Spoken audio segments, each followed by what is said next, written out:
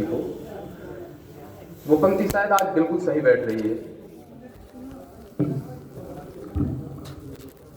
रे रोक युधिष्ठिर को न यहाँ, जाने दे उसको स्वर्ग धीर, पर फिरा हमें गांडीव गदा, लौटा दे अर्जुन भीमवीर। मित्रों, आज समाज में यही परिस्थिति है। जिस राष्ट्र में सर्वदंडोसी राजा के लिए कि वो लोकतंत्र में राज करे, शासन पर हुकूमत चलाए, अपना प्रजा को अच्छे से देखे भाले, आज के लोकतंत्र ने शायद वो पर्यावरण और उस पर्याय को बदल करके रख दिया है। चूंकि राजा पर भी एक दंड होता था, धर्मदंडोसी, धर्म का होता था। तब क्या होता था? राजनीति धर्म के लिए की जाती थी। कहने का तात्पर्य धर्म को आगे रखा जाता था। और आज क्या हो रहा है कि धर्म को ही राजनीति में बांट दिया जा रहा है। अभी सुनने में आता है कि जो प्रजातंत्र है, जो हम लोग कहते हैं प्रजातंत्र, भारतवर्ष एक प्रजातांत्रिक देश है, यह पश्चिमी देश से आया है।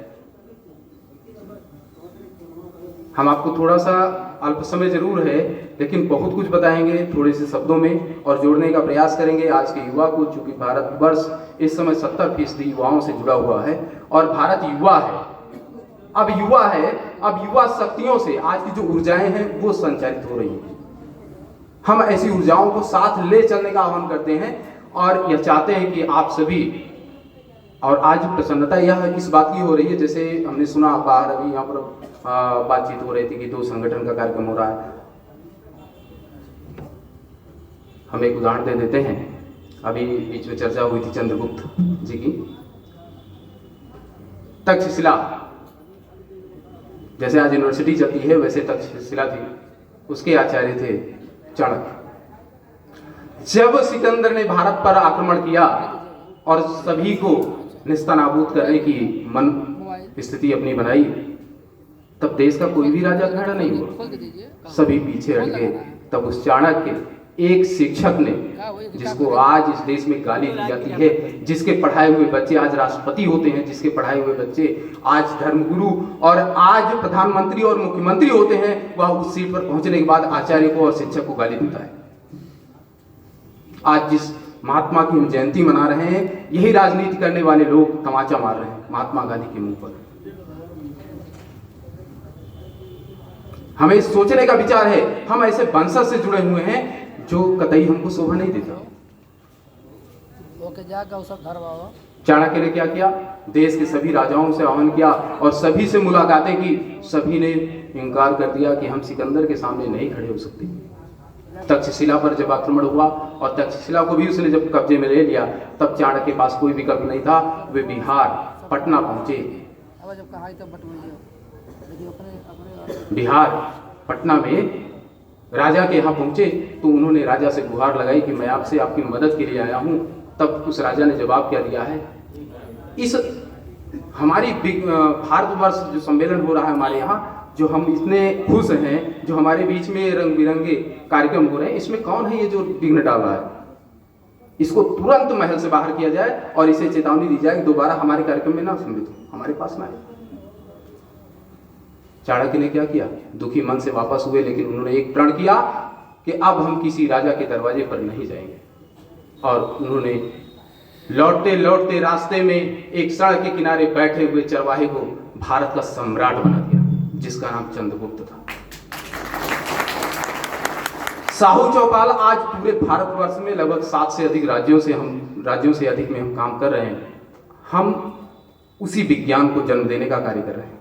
हमसे प्रसन्नता इस बात की होती है कि आज प्रसन्न मैं इस बात से हूं कि इस जनपद के 2 संगठन एक साथ हैं। हमको संगठन से परहेज नहीं है, आपके जिलाध्यक्षों से परहेज नहीं है, किसी भी पदाधिकारी से परहेज नहीं है कि आपके संगठन में है वो मेरे नहीं है। वो मेरे भी हैं, अपने भी हैं, हम उनके हैं और सभी अपने हैं। जब हम ऐसी स्थिति, मनोस्थिति हम नहीं बनाकर चल सकते, तो महात्मा गांधी के सपनों का भारत जो बच्चों को निबंध में लिखने के लिए बोला जाता है, उसका मार्ग हम कैसे प्रशस्त करेंगे? कर सकते हैं? नहीं कर सकते। तो हमारा ये संगठन साहू चौपाल एक चाणक्य की भांति कार्य कर रहा है। और आने वाले समय में, जैसे अभी यहाँ पर बात हो रही थी कि हमारे देश में अभी गुरुजी ने बताया अभी कि हमारे कितने सीएम हैं, थोड़ा दुख होता है। हम युवा हैं, हमारी भी पीड़ाएं हैं। हमको लोग कहते हैं का यार नेतागिरी कर रहे हो, क्या ज़रूरत है, अपना काम करो, कुछ पढ़ो लिखो आगे बढ़ो। मैं अपने बारे में बता दूं, मैं अंग्रेजी से एमए किया हूँ, LLB वर्तमान समय में चल रहा है। एक जुनून था, एक विचार था कि समाज में जो ये पीड़ाएं हैं, जो समस्याएं हैं, इनको दूर करेंगे, और उसका पीड़ा हमने उठाया। और भविष्य में हमारी जो डिग्रियां हैं वो और भी ज़्यादा बढ़ेंगी। लेकिन दुख इसी बात का होता है जब हमारे अग्रज, जो हमारे आगे मार्गदर्शक हैं, उनमें अगर मतभेद आ जाए और वो ये कहने लगे कि समाज हमारा बट रहा है, तो आप लोग निर्णय देकर बताएं, सच्चे मन से बताना कि क्या हम सही रास्ते पर जा रहे हैं। हम नहीं जा रहे हैं, या तो अब हम युवा हैं, हमारे विचार, हमारे जो तालमेल हैं, जो हमारे कहते हैं ना कि अपने अतीत को पढ़ो, अपने इतिहास को पढ़ो। सर आप बताएं हमको इतिहास पढ़ाया जाए तो क्या हम इस्लामिक जैसे नहीं हो सकते क्या? ऐसी बहुत सारी घटनाएं हुई हैं जो हिंसात्मक, अभी वर्तमान समय भी कई सारी घटनाएं हुई हैं जो हिंसात्मक हैं, जिन पर शरीर में खून है, उबलता है, इच्छाएं होती हैं कि हम उनसे बदला लें। लेकिन अभी अनीता जी ने कहा था एक पंक्ति में कि हम महात्मा गांधी के सत्य और अहिंसा का पालन करें या कृष्ण की महाभारत में जो कूटनीति अपनाई गई थी उसका पालन करें, हिंसात्मक। इसलिए मैं आप सभी अग्रज बंधुओं से ये कटिबद्ध और हाथ जोड़कर निवेदन करते हैं कि देश का जो ये 70% युवा हमारे समाज से सम्मिलित हुआ है, आप इनका मार्गदर्शन करें और ये कैसे समाज को आगे ले जाते हैं, एक बार इनके हाथ में, इनके झोली में एक दान और एक भिक्षा समझकर डाल दीजिए कि हम समाज को इनको दे रहे हैं। आप देखिए, अनुभव आपका होगा, कार्य हमारा होगा, ऊर्जा हमारी होगी, और समाज जो आज ताने बाने बोले जाते हैं, जो कहे जाते हैं, शायद उसकी सीमाएं, उसके प्रारूप, उसका जो परिवर्तन स्वरूप है वो हमारे बीच आ सकता है। हमें कोई भी शक नहीं है। हमें तो अपने, एक पंक्ति है, चूँकि मैं किताबें पढ़ता हूँ, अधिक किताबों का मैं अध्ययन करता हूँ, तो मुझे एक पंक्ति याद आ रही है किसी कवि की, बिना पुरुषार्थ जीवन में कहाँ कुछ काम होता है, अमर इतिहास में बलिदानियों का नाम होता है। घरों में बैठकर मत करो क्रांति की बातें, घरों में बैठकर मत करो क्रांति की बातें, बिना वनवास के कोई कहाँ श्री राम होता है। महोदय, हम वनवास लेकर निकले, हम अमेठी से चलकर आए हैं। आप समझ सकते हैं कितने किलोमीटर दूर हैं, अकेले आए हैं। रात में हमारे साथ जो हादसा हुआ, उस हादसे के बाद तो मैं इतना विक्षिप्त हो गया था कि शायद इस कार्यक्रम को ना अटेंड कर पाऊँ, लेकिन आत्मशक्ति इतनी थी कि हम आपके कार्यक्रम में सम्मिलित हुए।